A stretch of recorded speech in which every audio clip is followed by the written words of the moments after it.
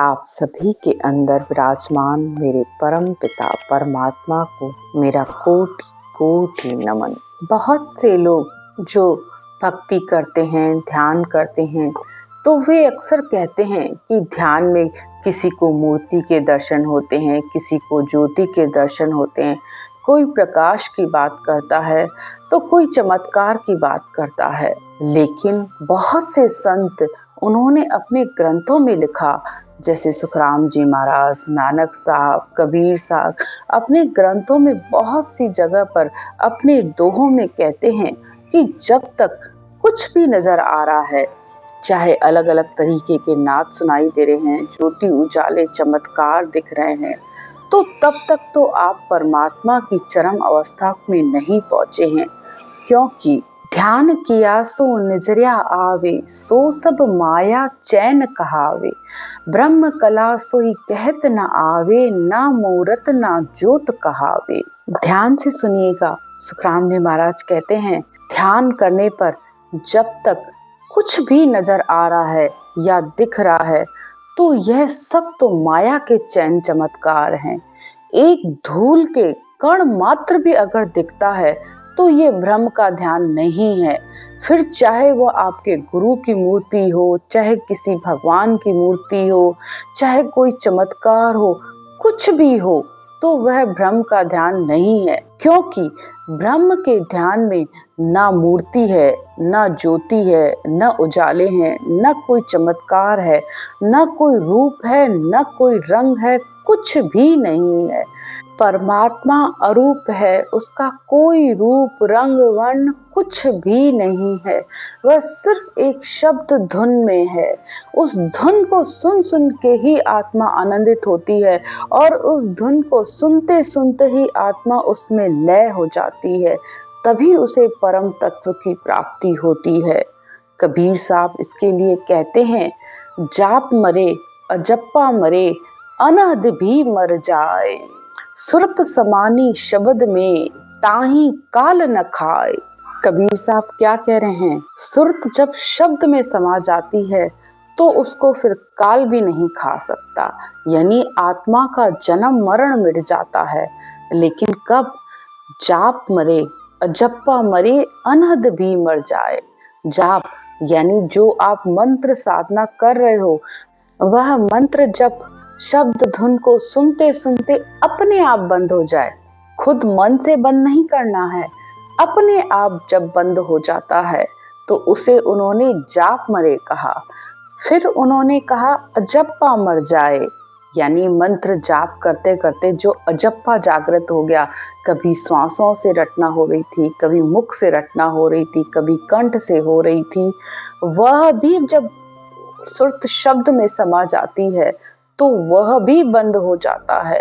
तब उन्होंने कहा अजप्पा भी मर जाए। फिर वह कहते हैं अनहद भी मर जाए।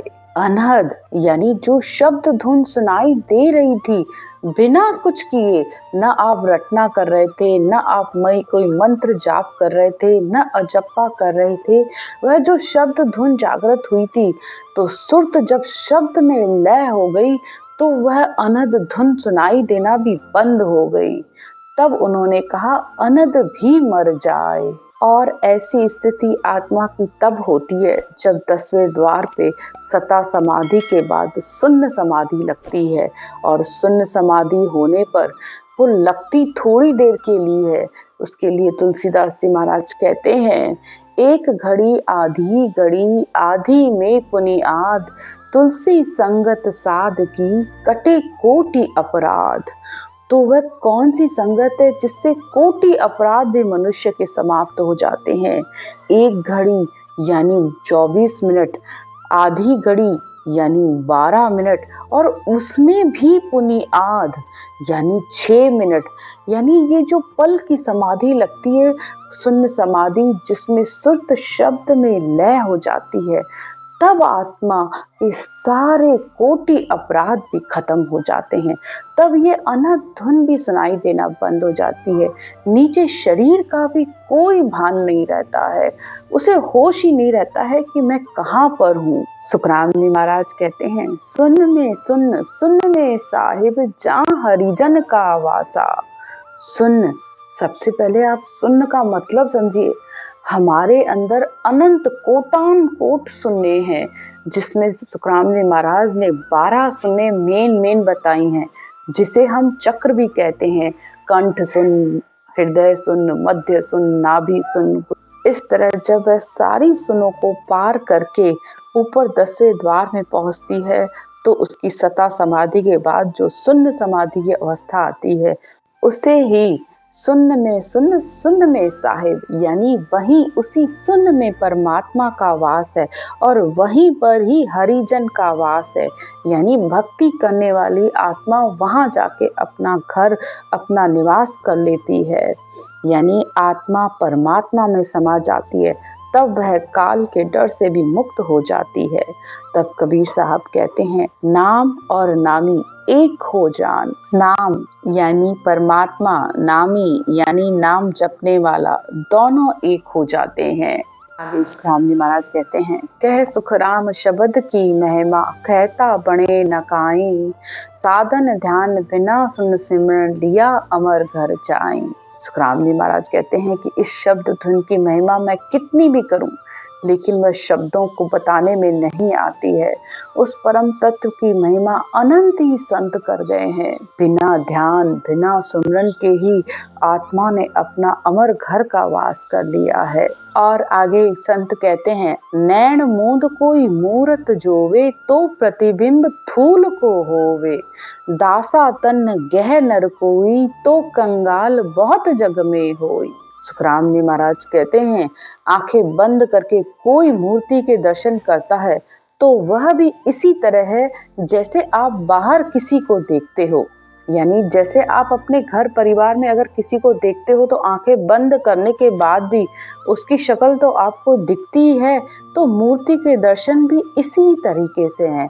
और अगर शरीर से कोई दास भाव रखता है तो संसार में निर्धन तो बहुत हैं, तो उनमें तो पहले से ही नम्रता होती है, तो दास भाव होने पर भी परमात्मा की प्राप्ति नहीं होती है। इसलिए जब तक आप ध्यान में कुछ भी देख रहे हो, तब तक आप पूर्ण अवस्था को प्राप्त नहीं हो सकते, क्योंकि परमात्मा किसी भी रूप, रंग, प्रकाश, ज्योति, उजाले, चमत्कार में नहीं है। और परमात्मा प्राप्ति होने का तो एक ही गुण है, मेरा राम मुझे भजे, मैं पायो विश्राम।